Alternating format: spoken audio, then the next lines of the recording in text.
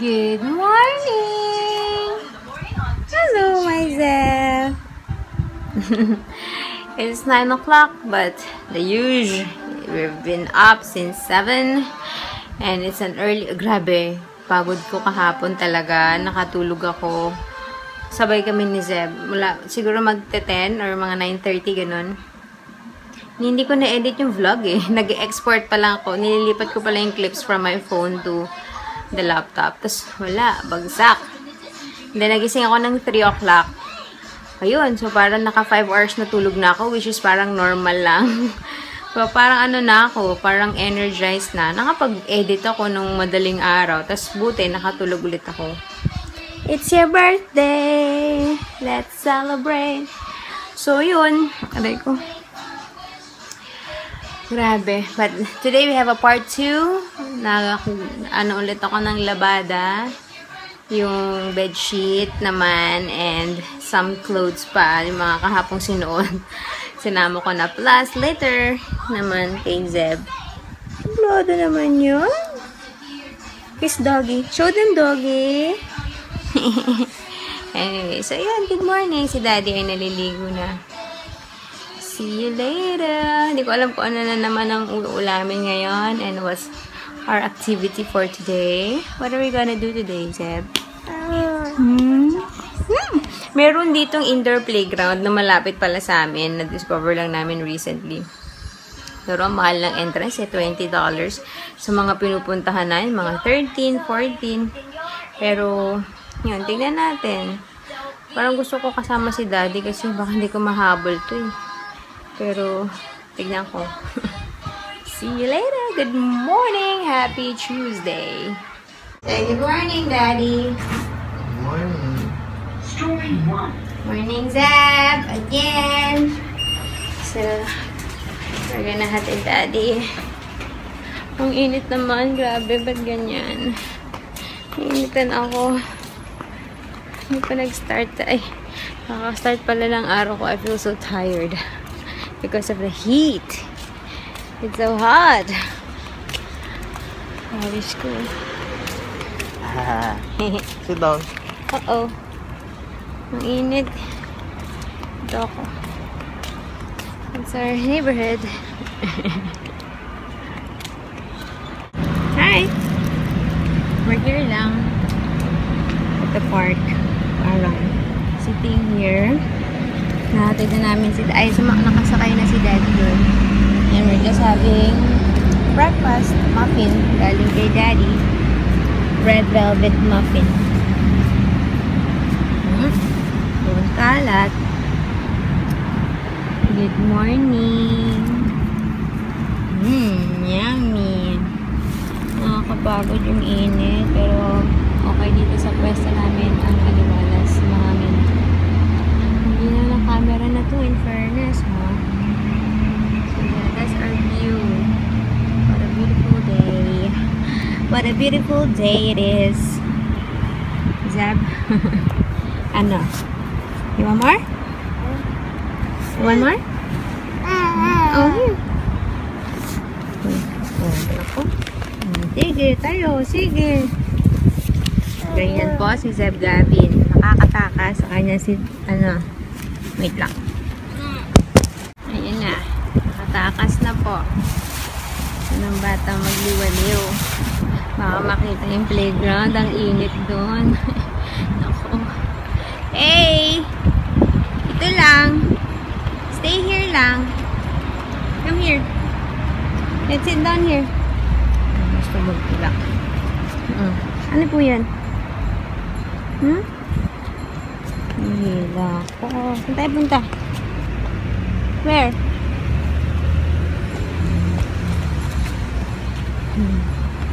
Bye! Come here! Hi, Zeb! Hi, Zeb! Oy! Aray ko. You want to slide over there? Huh? We can share tomorrow and forever.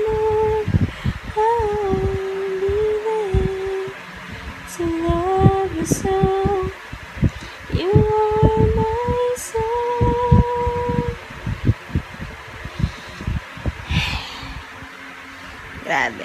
We just finished bathing. Grabe yung pagod namin sa playground. Because it's so hot. At tayo papigil ng bata. Buti na lang natangay ko. Pero, pahirapan. May tumutubong bagong ngipin si Zeb. Oh my gosh, madadagdagan na yung ngipin niya.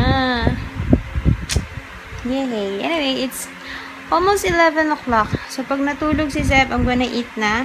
Meron pang pinakpit. Tsaka may kanin pa. So, ewan ko si Zeb. Mukhang hindi naman ito kakain. Sorry ko. Okay, himas na si Mami. Himas na. Gusto niya hinihimas sa likod. Para makatulog. Sabay kanta.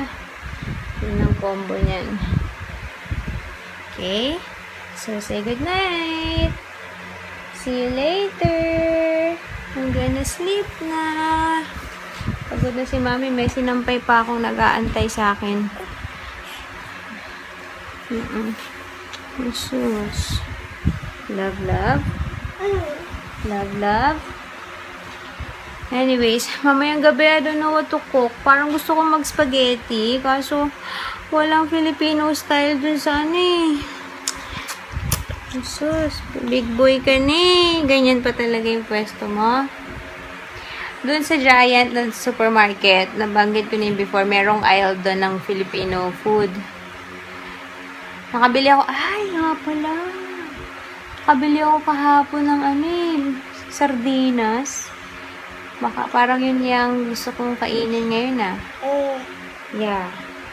Yung kaso, yung mga Del Monte na na spaghetti sauce, puro Italian style. Ayoko na maasim yun eh. So, kung Filipino style. So, kung hindi yun, parang carbonara ang gusto ko. So, yeah, we will see. Hello. Good night. Meron na naman ang kwarto. Okay, see you guys later. Bye-bye. Okay, I'm finally done with my chores. Nakakain na ako, hugas, sampay. It's 12 o'clock. Wala pa naman isang oras tulog si Seb, so pwede pa akong mahiga at magpahinga, pero I don't know kung makakanap ako.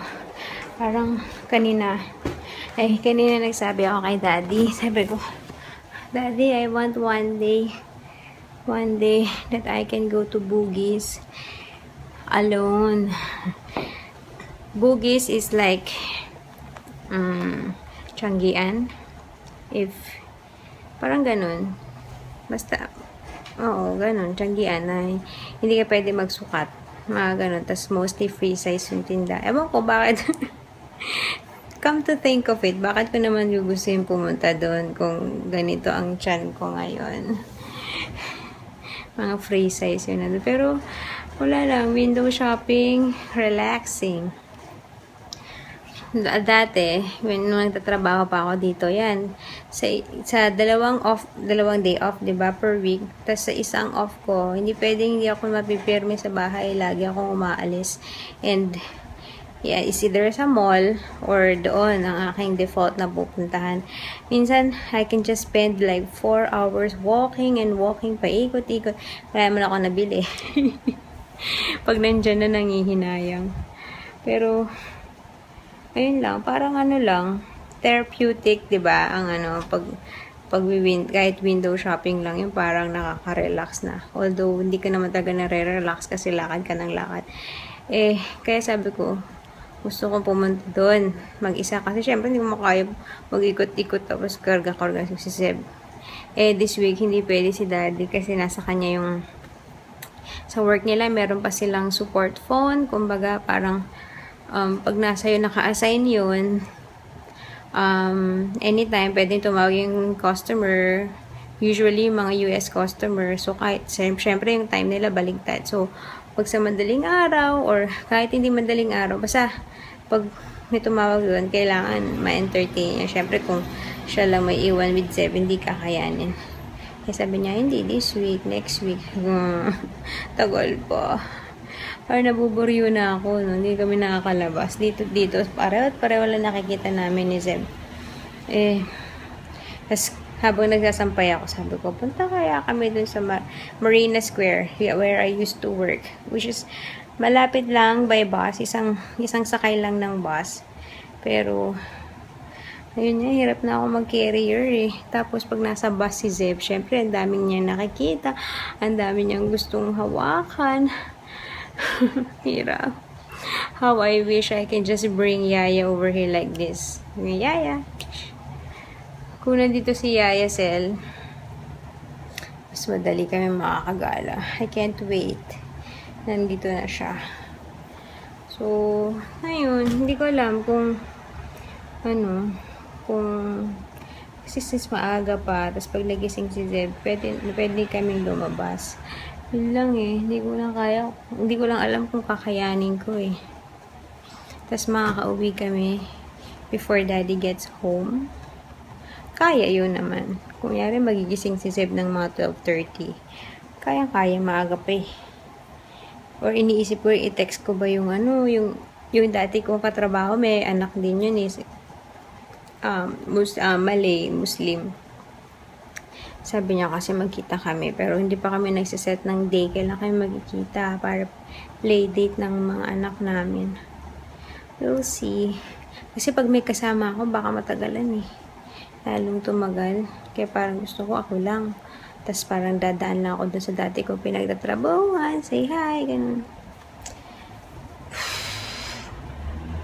Tapos end up niyan, wala lang. Dito lang din. Ano ba yan?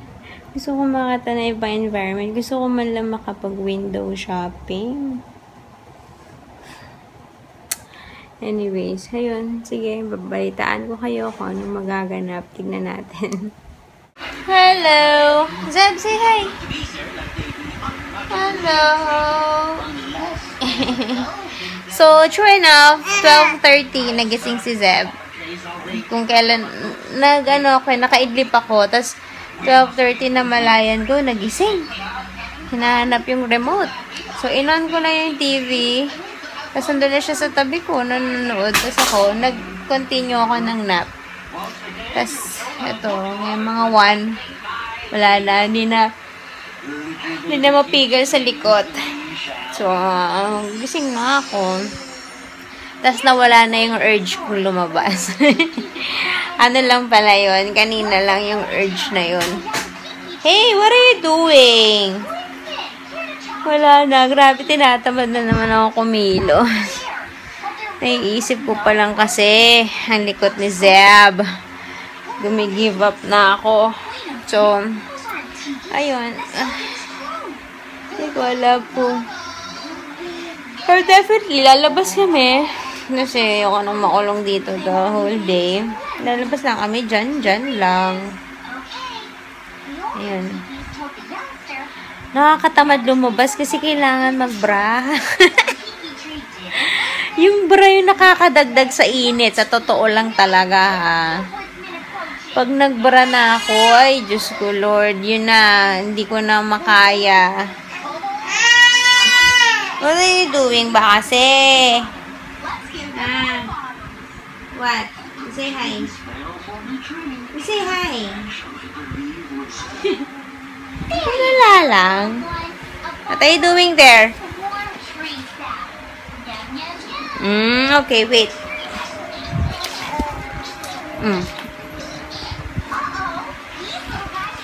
So, yun. See you later, guys. Maaga pa naman eh, 1:35. Ano? Hey! Just finished watching a movie. Hi! Say hi! Lagad ka kay Daddy. Pinakilaman mo yung magazine niya.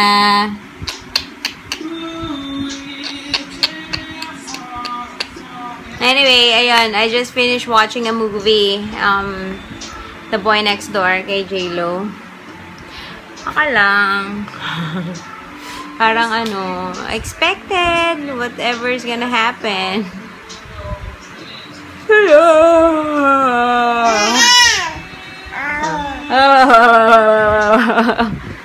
How do you do it? What's this? Gaya-gaya.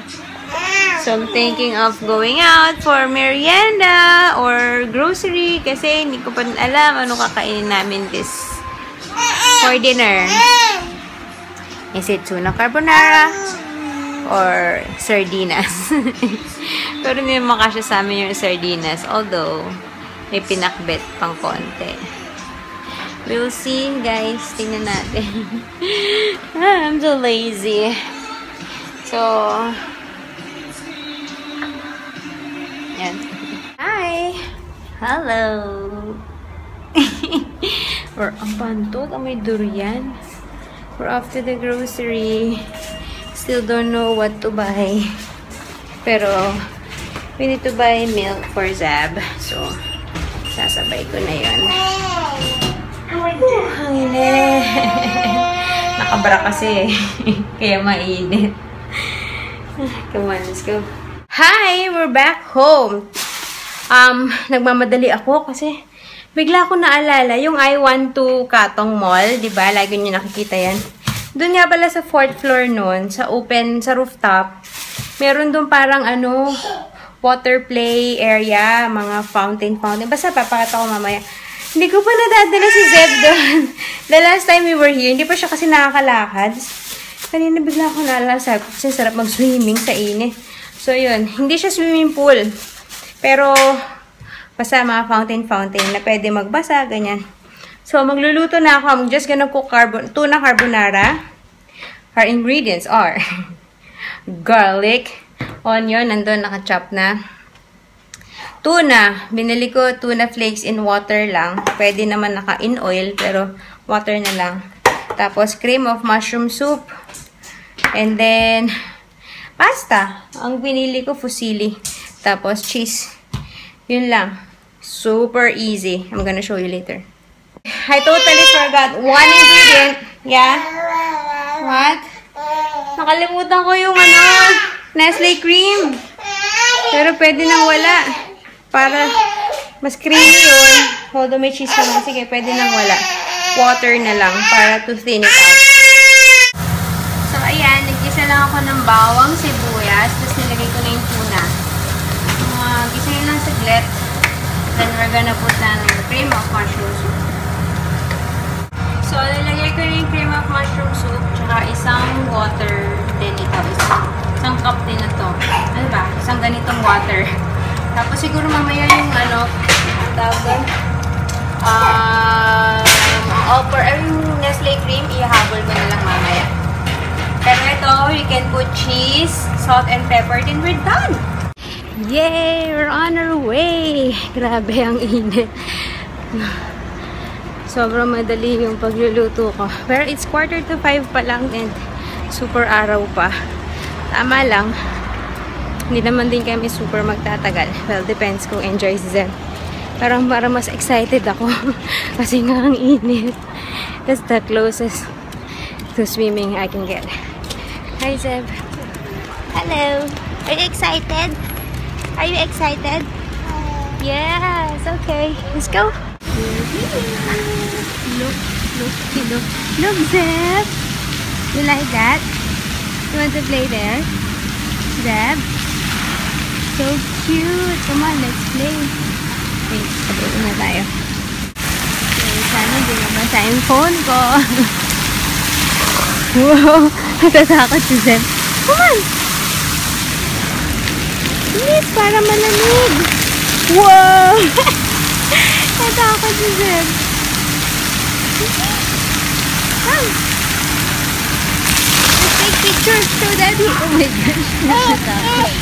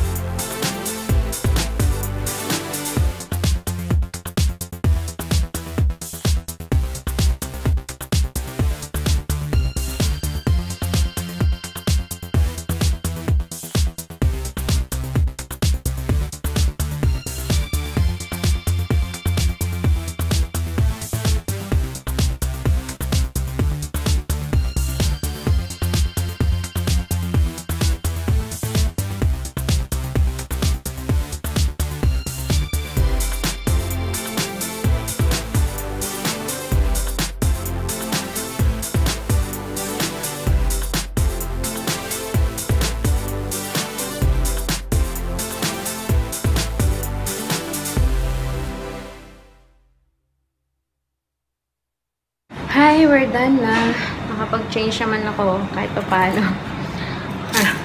Napabili tuloy ako ng popcorn kasi pagpasok mo sa sinihan, ang bango. Magugutom na ako. Yung kami nagmerienda ni Zeb eh. Hi. So, dito ako bibili ng Nestle cream. Tapos, uwi na and tutuloy ko yung aking pasta.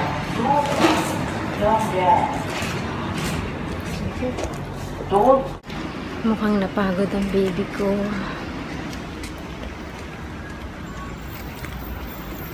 Nakatulog. It's 6:10 na. Dadagdag ko na lang yung Nestle cream and then we're gonna eat. Sana magising si Zeb. If not, sila ni Daddy. Hindi ko na kaya yung gutom ko. So hungry. So, yan na guys, ang finished product. I put a lot of cheese because I love cheese. Sarap. Anyway, si Zeb tulog. So, ako na muna kakain and then later sila ni Daddy pagdating. Makakakumain ulit ako pagdating ni Daddy. Sobrang gutom ko na. Ayan, kain tayo guys! Hi! Sing na po si Bossing. It was just a quick nap. Magsi 7 o'clock pa lang. Nakauwi kami mga 6:10 ba yun? Pero yeah, busog na ako.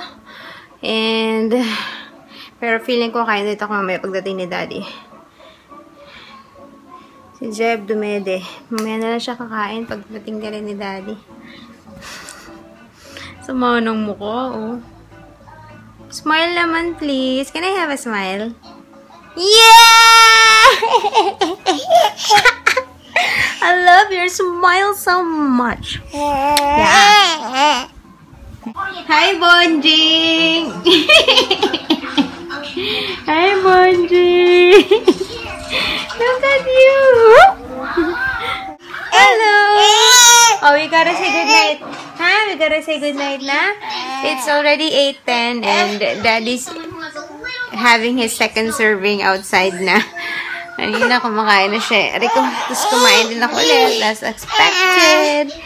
And yeah, sleepy na to eh. Zeb, say goodnight.